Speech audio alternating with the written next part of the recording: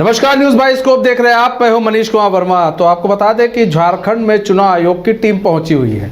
आज दूसरा दिन है, पतरातू में टीम पहुंची हुई है। पूरी समीक्षा बैठक की जा रही है। इस समीक्षा बैठक बड़ी महत्वपूर्ण भी मानी जाती है, क्योंकि चुनाव से पहले इस तरह की समीक्षा बैठक जो है चुनाव आयोग की टीम करती है। 6 सदस्यीय टीम जो है पहुँची हुई है रांची के अंदर, और उसके बाद फिर दिल्ली जाकर निर्णय लिया जाएगा फिर कि झारखंड के अंदर कब चुनाव कराना है, क्योंकि 2024 यानी कि इसी साल झारखंड के अंदर विधानसभा चुनाव कराना है। इसको लेकर पूरी समीक्षा बैठक की जा रही है। हमारे साथ हमारे ब्यूरो चीफ मदन जुड़ चुके हैं, पूरी जानकारी के साथ लाइव जुड़ चुके हैं। मदन, समीक्षा बैठक की जा रही है इलेक्शन कमीशन के द्वारा। अभी समीक्षा बैठक में अभी क्या कुछ निकल कर सामने आया है? बिल्कुल, देखिए, प्रकृति की गोद में बसा यह झारखंड और झारखंड के इस राजधानी रांची से ठीक लगभग 30 की तो वैली है। पर्यटन बिहार कर बड़ा होटल किया गया है। इसी चुनाव आयोग की टीम की बैठक हो रही है। पूरे राज्य के जो तमाम उपायुक्त हैं, निर्वाची पदाधिकारी हैं, वो मौजूद हैं। की समीक्षा तो फिलहाल जानकारी मिल रही है, उसके हिसाब से जो पहले से संभावनाएं जताई जा रही है कि चुनाव जो वो अक्टूबर महीने में कराए जा सकते हैं, तो उस पर लगभग मुहर लगती हुई दिख रही है। हालांकि यह आखिरी निर्णय जो है वो चुनाव आयोग लेगी। यहाँ से जो टीम आई है वो रिपोर्ट कि उसके बाद निर्वाची पदाधिकारी हैं जो जिलों के ऊपर हैं, उनसे जब समीक्षा की जा रही है, उनसे जब जानकारी ली जा रही है, वोटर लिस्ट का जो पुनरीक्षण का काम चल रहा है जा रही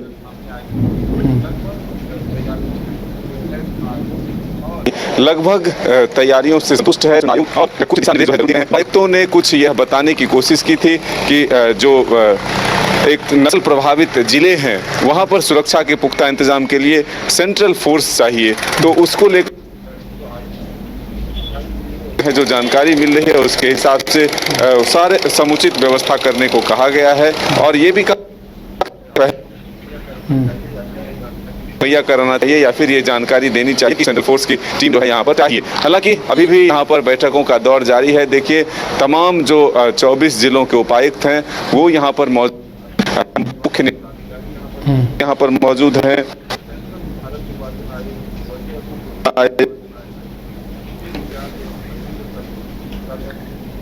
तेज व्यास धर्म शर्मा मतारी के द्वितीय बैठक में जो है अभी फिलहाल मौजूद हैं। तो हम कह सकते हैं कि पूरी तौर से चुनाव की जो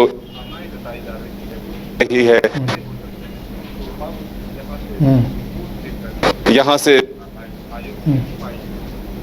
आयोग की टीम आई है वो और फिर वहां पर मंथन होगा कि आखिर 2 राज्यों के साथ ही यहाँ पर चुनाव कराए जाए या फिर अलग से इसके लिए कोई निर्धारित समय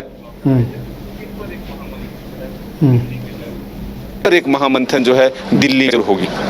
अच्छा, यहाँ पर देखिए ये भी है कि अभी 2024 में यानी कि इसी साल कुछ जगहों पर जो है चुनाव होने हैं, विधानसभा चुनाव होने हैं। तो ऐसे में क्या चुनाव आयोग ये सोचेगी कि या एक साथ ही चुनाव करा दिया जाए ताकि लोड भी ज़्यादा नहीं पड़ेगा, और एक साथ चुनाव हो गया तो ज़्यादा बेहतर भी होगा। और अगर एक साथ चुनाव कराने की कोशिश करती है, जैसा कि सूत्रों के हवाले से जो खबर आ रही है कि अक्टूबर के महीने तक चुनाव आयोग जो है चाहती है कि चुनाव हो जाए, तो ऐसे में क्या लग रहा है आपको कि जो चुनाव आयोग है, क्या जो राजनीतिक दल है उनसे भी बातचीत करेगी इन सब चीज़ों को लेकर?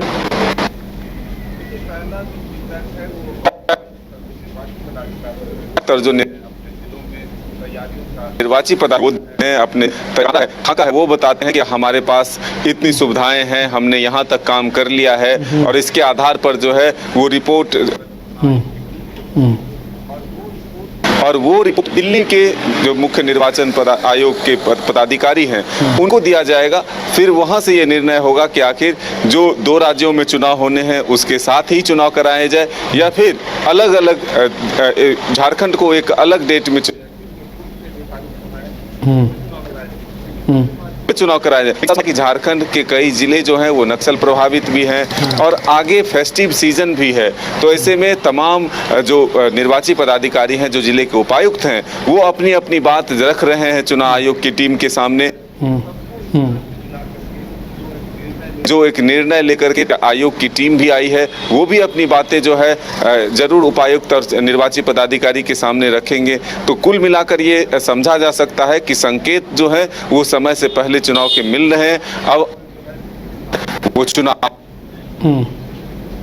अच्छा, एक चीज़ ये भी है, ये भी कहा जा रहा है मदन कि 2 से 3 चरणों के अंदर चुनाव करा लिए जाएंगे, क्योंकि अगर जल्दी चुनाव कराते हैं तो 2 से 3 चरणों के अंदर ये कहा जा रहा है कि जो चुनाव है उसको पूरा करा लिया जाएगा। बिल्कुल, देखिए ये चरण के अभी अनुमानित यह बताया रहा है कि 2 चरणों में 3 चरणों में चुनाव चरण भी हो सकते हैं, इसमें कहीं से कोई संदेह नहीं या फिर कोई रुकावट नहीं है। ये चुनाव आयोग पर निर्भर करता है। जो उपायुक्तों से आज समीक्षा बैठक हो रही है, सबसे ज्यादा महत्वपूर्ण जो सुरक्षा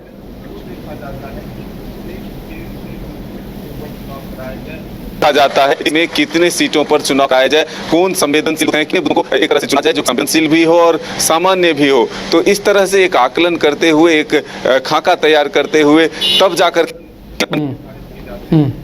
झारखंड में ये जरूर है कि प्रभावित हैं, अभी आए हैं, लेकिन ऐसे में अभी भी चुनाव के लिए जो है एक पूरी सुरक्षा की व्यवस्था जो है करनी होती है। तो ऐसे में यह एक चुनाव आयोग पर निर्भर करेगा कि आने वाले दिनों में झारखंड में 2 ही चरण में चुनाव होते हैं या फिर 3 या 4 चरण भी हो सकते हैं। अच्छा, इसको लेकर पार्टियां, क्या लग रहा है कि पार्टियां तैयार हैं चुनाव को लेकर? अगर बात करें तो क्या पार्टियां, अगर चुनाव आयोग कहता है नहीं हम जल्दी चुनाव कराएंगे और अक्टूबर माह में 2 या 3 चरण में हम चुनाव खत्म करा देंगे, तो पार्टियां तैयार हैं इन सब चीज़ों को लेकर? देखिए, ये तो जिस तरह से झारखंड में इसको लेकर के अब राजनीतिक दलों की प्रतिक्रिया आने शुरू हुए हैं, तो है कि हम चुनाव होकर आए थे अपने कार्यकर्ता और नेताओं से पहली बार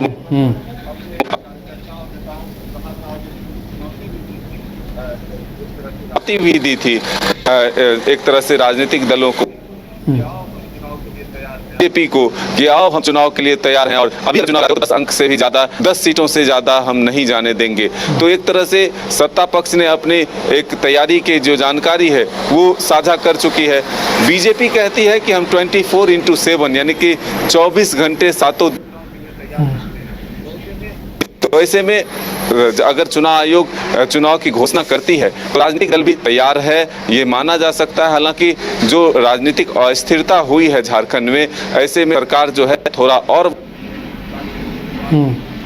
एक रिपोर्ट कार्ड में जो काम के आंकड़े हैं या गिनती हैं वो बढ़ सके और जो रोजगार से जुड़े हुए चीज हैं भी बढ़ सके, क्योंकि सितंबर तक झारखंड के मुख्यमंत्री जो वर्तमान हेमंत सोरेन हैं वो कल भी अपने अधिकारियों को दिशा निर्देश दिए हैं कि सितंबर तक 30,000 युवाओं को नौकरी मिल जाए। तो ऐसे ऐसे कई चीजें हैं जो सरकार चाहती है कि आंकड़े उनके पास हो, उनके पक्ष में हो, काम ऐसा हो कि चुनावी मैदान में जब वो जाए के बीच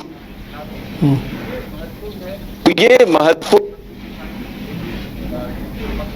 कि देखिए इसी पतरातू बिहार में पर्यटन बिहार में पतरातू वैली के सामने यहाँ जो है यह बैठक जारी है और 9 बजे से सुबह से यह बैठक शुरू हुई और 6 बजे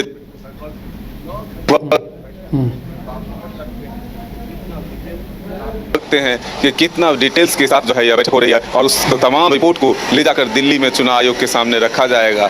फिर जाकर यह तय होगा कि झारखंड में समय से पहले चुनाव कराया जाए या फिर समय से। अच्छा, एक चीज़ और भी है, पिछली बार 5 चरणों में चुनाव हुआ था। पिछली बार जब 2019 में लोकसभा चुनाव हुआ था तो 5 चरणों में झारखंड के अंदर चुनाव हुए थे। इस बार 2 से 3 चरणों की बातें हो रही हैं और ऐसे में राजनीतिक दल भले ही, मतलब सत्ता पक्ष तो ये कह रहा है कि भाई हम भी तैयार हैं, विपक्ष तो इसलिए तैयार है क्योंकि बीजेपी हमेशा चुनावी मोड में रहती है, सबको मालूम है। लेकिन यहाँ पर सवाल ये भी उठ रहा है कि अगर बात करें सत्ता पक्ष की तो अभी हेमंत सोरेन ने अपना फिर से कार्यकाल संभाला है, तो ऐसे में अगर उनको भी लगता है कि भाई जल्दी चुनाव हो जाएंगे तो उनके लिए भी एक चुनौती हो जाएगी कि जितना जल्दी हो सके उतना जल्दी हम जनता के बीच में जाकर कुछ ऐसी योजना दे दें ताकि चुनाव में जाएं तो हम इस बात को कह सकें नहीं देखिए जी हमने ये काम किया है।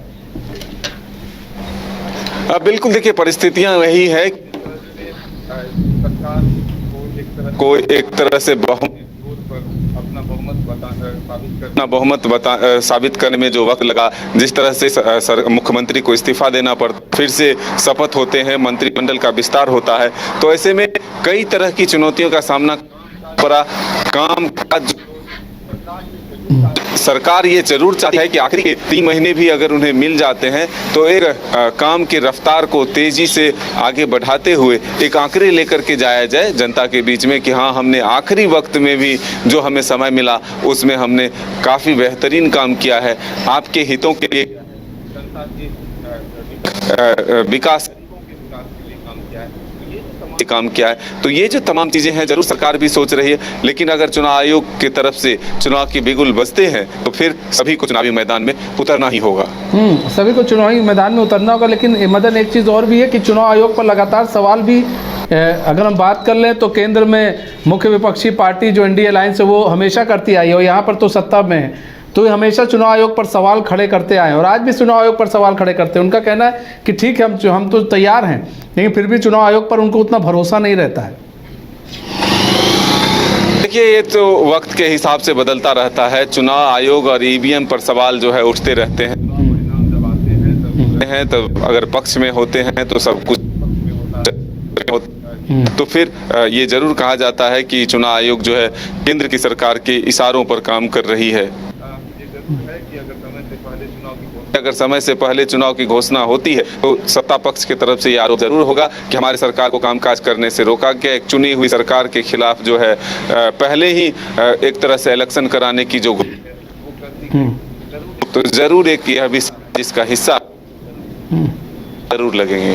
क्योंकि सवाल इसलिए जरूरी हो जाता है क्योंकि अभी ईडी जो है पूरे मामले को हेमंत के पूरे मामले को सुप्रीम कोर्ट लेकर चली गई, फिर इधर चुनाव आयोग की टीम आ जाती है, तो ऐसे में कांग्रेस हो या फिर जो यहाँ की इंडिया अलायंस है वो पूरे सवाल खड़े करती है कि भाई एक साथ दो चीज़ कैसे हो जाती है। हमेशा एक तरफ ईडी चली जाती है, दूसरी तरफ चुनाव आयोग आ जाती है यहाँ पर, तो कहीं ना कहीं पूरा जो केंद्र है पूरे चीज़ों को कंट्रोल कर रही है। नहीं, देखिए, ये चुनाव आयोग के आने की पहले से सूचना थी, लेकिन ये जरूर था कि जब हाईकोर्ट से फैसले हुए, जमानत मिले हेमंत सोरेन को, तो 1 सप्ताह या 10 दिन का वक्त जरूर लगा है, उसके बाद ही सुप्रीम कोर्ट का मूव। तो इस पर हमने किया था कि आखिर अब फिर से